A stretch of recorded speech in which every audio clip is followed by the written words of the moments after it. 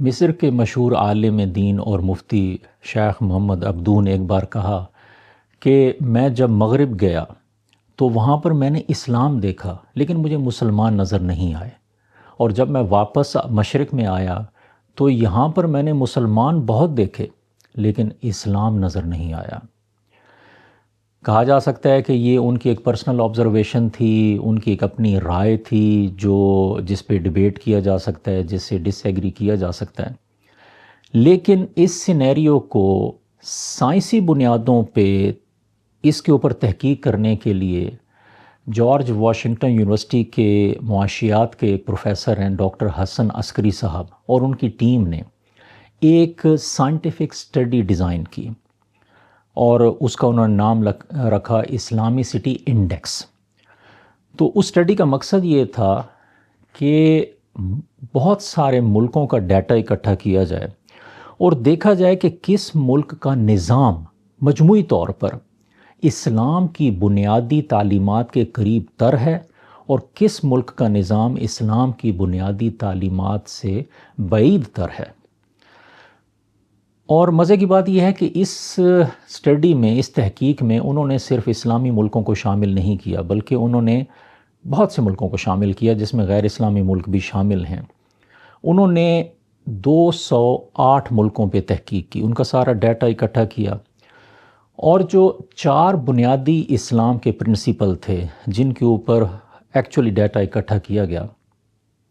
پہلا پرنسپل تھا قانون اور انصاف، دوسرا تھا حکومت اور شفافیت، تیسرا تھا انسانی حقوق اور آزادی، اور چوتھا تھا فلاح اور سماجی فلاح اور مساوات۔ تو ظاہر ہے ان لفظوں کے بیان کرنے سے ہی پتہ چلتا ہے کہ یہ اسلام کے بالکل بنیادی پرنسپل ہیں، اور ہم نبی اکرم صلی اللہ علیہ وآلہ وسلم کے اسوہ حسنہ سے ہم دیکھ بھی سکتے ہیں، اسٹڈی کر سکتے ہیں کہ جب مدینہ میں ایک ریاست قائم ہوئی تو اس میں یہ چاروں پرنسپل اس ریاست کا بنیادی حصہ تھے۔ تو اینی وے ڈاکٹر حسن عسکری صاحب نے ان ملکوں کا سارا ڈیٹا اکٹھا کیا، بہت ٹائم لگا، کئی سال یہ تحقیق ہوتی رہی، اور پھر ہر ایکٹیویٹی کے اوپر ایک سکورنگ سسٹم بنایا گیا۔ اگرچہ یہ بھی درست ہے کہ کچھ ملک کسی ایک چیز میں بہتر تھے تو کچھ ملک کسی دوسری چیز میں بہتر تھے۔ مثال کے طور پہ کچھ ملکوں میں حکومت، الیکشن، شفافیت کا نظام بہت اچھا تھا تو کوئی دوسرا نظام تھوڑا سا کمزور تھا، جبکہ کسی اور ملک میں قانون اور انصاف کا اور سماجی فلاح کا، سوشل ویلفیئر کا نظام زیادہ اسٹرانگ تھا۔ تو اس میں کچھ ملک کسی سے کم بہتر یا زیادہ بہتر تھے، لیکن سب کا پھر ایک مجموعی سکور اکٹھا کیا گیا، اور پھر دیکھا گیا کہ کون سا ملک مجموعی طور پر اسلامی تعلیمات کے سب سے زیادہ قریب ہے، اور اسے پہلے نمبر پر رکھا گیا، پھر دوسرا، پھر تیسرا، پھر چوتھا۔ اور جو ملک پہلے نمبر پر آیا وہ ملک تھا ڈنمارک۔ اب ڈنمارک کوئی اسلامی ملک نہیں ہے، بلکہ وہ بعض اوقات اسلام کے کچھ اگینسٹ بھی ان کی کچھ چیزیں ہوتی ہیں، لیکن ان کا نظام اپنے لوگوں کے لیے مجموعی طور پر اسلامی تعلیمات کے قریب تر ہے۔ اسی طرح دوسرے نمبر پر جو ملک ہے، ایکچولی یہ اسٹڈی مختلف سالوں میں کی گئی ہے، اور کچھ سالوں میں کوئی ایک ملک اگر ٹاپ پہ تھا تو کسی دوسرے سال میں کوئی اور دوسرا ملک ٹاپ پہ تھا، جس طرح کچھ سالوں میں ناروے ٹاپ پہ تھا کچھ چیزوں میں اسپیشلی، تو اسی طرح تھوڑا بہت یہ چینج ہوتا رہا، لیکن جو لیٹسٹ ڈیٹا ہے اس میں پہلے نمبر پر ہے ڈنمارک، اور دوسرے ملک پر ہے یہ ملک جس میں میں کھڑا ہوں، آئرلینڈ۔ اسی طرح پھر ہے نیدرلینڈ، سویڈن، اور اس طرح کے یہ ملک، اور یہ سارے وہ ملک ہیں جو اپنے آپ کو اسلامی نہیں کہلاتے، اسلامی جمہوریہ نہیں کہلاتے، اسلام کا قلعہ نہیں کہلاتے، لیکن ان کا نظام اسلام کے قریب تر ہے۔ اب اس لسٹ میں اسلامی ملک کہاں پر ہیں؟ پہلا اسلامی ملک، یعنی وہ اسلامی ملک جس کا نظام اسلامی تعلیمات کے قریب ترین تھا، وہ پہلے 10 ملکوں میں شامل نہیں تھا۔ پہلے 20 میں بھی شامل نہیں تھا، پہلے 30 میں بھی شامل نہیں تھا، اور افسوس کی بات یہ ہے کہ وہ پہلے 40 میں بھی شامل نہیں تھا۔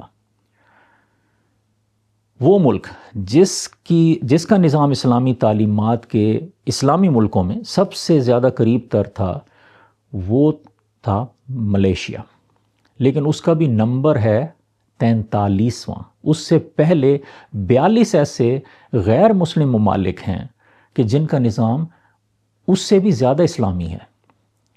اسی طرح پھر ویسے پہلے چند سالوں میں ملیشیا کا نمبر 39واں تھا، لیکن پھر وقت کے ساتھ ابھی اور نیچے ہم آ رہے ہیں۔ تو اینی وے جو ہمارے مڈل ایسٹ کے کنٹریز ہیں، UAE اور اس طرح کے اور ممالک، ان کے تمام کے نمبر 50 سے نیچے ہیں۔ اور جو ایک بہت ہی اہم اسلامی ملک، اس کا نمبر ہے 91۔ اور اب آ جائیں اسلامی جمہوریہ پاکستان، وہ ملک جو اسلام کی جسے سپر پاور بھی کہا جاتا ہے، وہ واحد ملک جو اسلام کے نام پر بنا۔ اس کا نمبر جانتے ہیں کون سا ہے؟ 142واں 142ویں نمبر پر ہے ہمارا اسلامی جمہوریہ پاکستان۔ اس کا نظام جو ہے وہ اسلامی تعلیمات سے کتنی مطابقت رکھتا ہے، اس کا نمبر ہے 142واں۔ ہونا تو چاہیے تھا کہ یہ پہلے نمبر پہ ہوتا، پہلے نہ صحیح تو پہلے 5-10 میں ہوتا، لیکن انفارچونیٹلی یہ وہاں پر ہے کہ جہاں پہ کہا جا سکتا ہے کہ اس کا نظام اسلامی ہے ہی نہیں۔ اسلامی سٹی انڈیکس کی اس تحقیق کے نتائج کو پڑھ کے بڑا دل دکھتا ہے کہ ہم وہ ممالک جہاں پر ہمیں بتایا گیا تھا کہ عربی کو اجمی پر کوئی فوقیت نہیں، گورے کو کالے پر کوئی فوقیت نہیں، انہی ملکوں میں مساوات کا نظام نہیں ہے۔ جس دین نے ہمیں جانوروں درختوں پودوں کے بھی حقوق بتائے، اس میں انسانوں کے حقوق، انسانی حقوق، ہیومن رائٹس بہت ہی لو لیول پر ہیں، اور شخصی آزادی، انفرادی آزادی، اجتماعی آزادی سب کے سامنے ہے۔ جہاں یہ سب تکلیف ہوتی ہے وہاں پر ایک خوشی بھی ہوتی ہے کہ ہم دیکھیں کہ جن ملکوں نے اسلام کے یہ بنیادی پرنسپلز اپنائے ہوئے ہیں وہ سب ترقی یافتہ ملک ہیں، ماشاءاللہ وہ دنیا میں بہترین ترقی کر رہے ہیں۔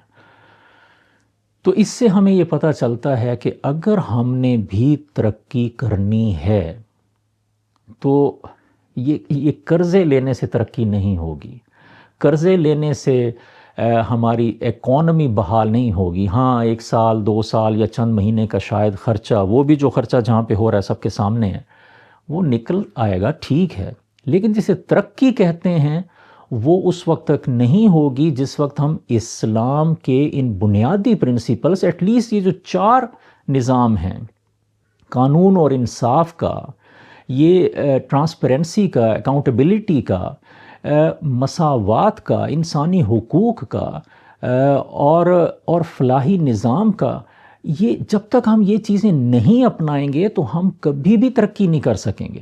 تو یہ اسٹڈی جہاں پہ ہمیں یہ بتاتی ہے کہ ہم اسلام کی بنیادی تعلیمات سے کتنا دور ہیں، وہاں پہ یہ بھی بتاتی ہے کہ ہمارا حل بھی صرف یہی اسلامی تعلیمات ہی ہیں، اسلامی نظام ہی ہے۔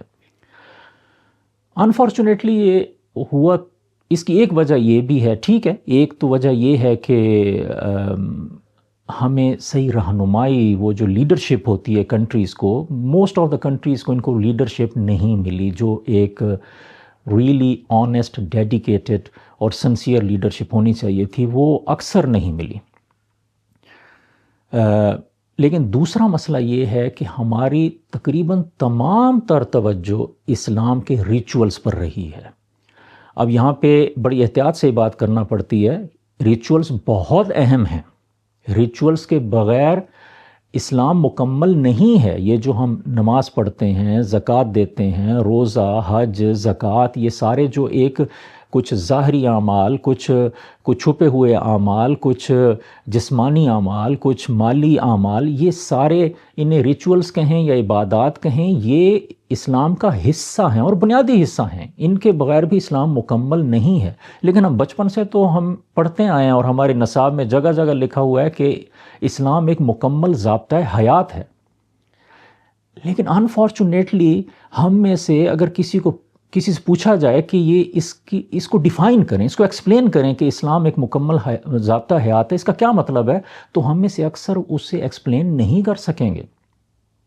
مکمل ضابطہ حیات کا یہ بھی مطلب ہے کہ یہ اسلام ہمیں ہر چیز میں رہنمائی دیتا ہے، ہمیں سیاست میں رہنمائی دیتا ہے، ہمیں معیشت میں رہنمائی دیتا ہے، ہمیں اپنے کاروباروں میں رہنمائی دیتا ہے، ہمیں اپنے گھر باروں میں رہنمائی دیتا ہے، ہمیں آپس کے تعلقات میں رہنمائی دیتا ہے، اور ہمیں آزادی اور مساوات میں ہر چیز میں یہ رہنمائی دیتا ہے۔ اور شاید اس معاملے میں یہ کہہ سکتا ہوں کہ کم از کم جو لکھے ہوئے ریلیجنز ہیں ان میں اسلام واحد ایک ایسا ریلیجن ہے۔ ماشاءاللہ تعلیمات دوسرے ریلیجنز میں بھی بہت اچھی پائی جاتی ہیں، لیکن اسلام ایک واحد ایک ایسا ریلیجن ہے جس کی لکھی ہوئی تعلیمات پورا نظام آپ کو دیتی ہیں، چاہے کوئی بھی آپ لیں، چھوٹے سے چھوٹے عمل سے لے کر اور بڑے سے بڑے ایک ملک گیر عمل تک، ہر چیز کی باقاعدہ رہنمائی مثال کے ساتھ موجود ہے۔ لیکن انفارچونیٹلی ہم بس ریچولز میں اور ریچولز میں بھی پھر ہم کیا کر رہے ہیں؟ کیا اس میں ہم سنسیئر ہیں؟ ریچولز ہمارے مسجدوں میں اور ایسی جگہوں پہ ہوتے ہیں نا، لیکن وہاں پر بھی زیادہ تر کیا ہے؟ فلاں کافر ہے، فلاں بدعتی ہے، فلاں گستاخ رسول ہے، انہی چیزوں پہ چل رہے ہیں نا ہم۔ ایون کہ ریچولز بھی ہمارے خراب ہو چکے ہیں۔ تو یہ لمحہ فکریہ ہے۔ ہم آلریڈی نظر آ رہا ہے کہ ٹھیک ہے، صرف اس اسٹڈی میں تو ایک چیز واضح نظر آ گئی کہ ہم اسلام کے نظام پر نہیں چل رہے، اب اسے ڈینائی نہیں کیا جا سکتا۔ جب شیخ عبدو نے یہ بات کہی تھی تو آپ کہہ سکتے تھے کہ ان کی اپنی رائے ہے، لیکن اب ایک سائنٹیفک ڈیٹا موجود ہے کہ ہم اسلام کے نظام پر نہیں چل رہے۔ تو ہمیں نظر تو آ رہا ہے کہ جن راستوں پر ہم چل رہے ہیں وہ آگے جا کر تباہی ہوگی۔ شاید ہمیں اس کی زیادہ فکر نہیں ہے، ہمیں صرف اپنی نسل یا صرف اپنے بچوں کی نسل تک شاید اس فکر ہو، اور وہ بھی آئی ڈونٹ نو، اس کے بھی ہم نے کچھ سولوشنز نکالے ہوئے ہوں گے۔ تو اینی وے یہ بات جتنی بھی لمبی کی جائے اتنی ہی اس میں تشنگی رہ جائے گی، لیکن it is very sad state of affairs کہ ہم اسلام کی نعرہ بازی میں سب سے آگے ہیں، اسلام کی جذباتیت میں سب سے آگے ہیں۔ ایک دوسرے پر ہم جو ہے وہ عمر رضی اللہ تعالیٰ عنہ کے ذرا سے کسی نے خدا نخواستہ کچھ گستاخی کر دی تو ہم مرنے مارنے پر آ جاتے ہیں، لیکن عمر رضی اللہ تعالیٰ عنہ نے جو ہمیں ایک فلاحی ریاست کا جو نظام پریکٹیکلی بنا کر دیا اس پر ہم عمل نہیں کرتے۔ Very sad state of affairs. ہمیں اپنا راستہ درست کرنے کی ضرورت ہے، ورنہ انفارچونیٹلی یہ قرضوں سے ترقیاں نہیں ہوتی۔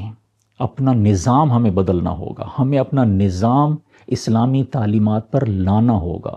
اور یہ انفارچونیٹلی ہمارے ہی ملکوں میں کچھ لوگ کہتے ہیں کہ ہم 1400 سال پہلے چلے جائیں۔ بالکل جانے کی ضرورت نہیں ہے۔ اسلام تا قیامت تک کی یہ گائیڈ لائن آپ کو دیتا ہے، آپ تمام ترقی کریں، آپ چاند پہ جانا چاہتے ہیں جائیں، آپ نے جو ٹیکنالوجی اختیار کرنی ہے اختیار کریں، لیکن اپنے نظام کا ڈھانچہ اسلامک پرنسپلز پر رکھیں، تبھی صرف ترقی ہو سکتی ہے۔